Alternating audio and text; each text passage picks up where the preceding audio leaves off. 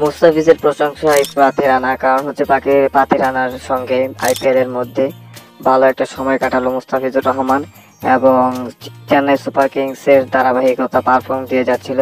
বিগত মাঝখানে কয়েকটা ম্যাচ খারাপ খেলার দরুন ধোনির নেতৃত্বে তা সংশোধন হয়ে যায় মুস্তাফিজুর রহমানের।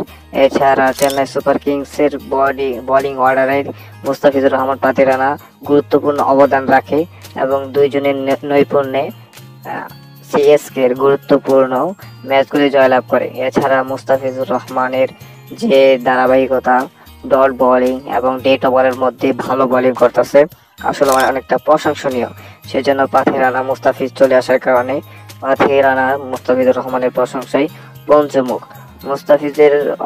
মুস্তাফিজের থেকে অনেকখানি ছোট হলেও পাথে রানা মুস্তাফিজুরকে অনেক সম্মানিত করে এবং তাকে তার বড় ভাই হিসেবে এবং মুস্তাফিজের কাছ থেকে সে বিভিন্ন খেলা বিষয়ে জ্ঞান নিয়ে থাকে। এবং মুস্তাফিজুর রহমান এমনি তো একজন বোলার এবং প্রায় 6 থেকে 7 বছর ধরে আইপিএল খেলে আসছে।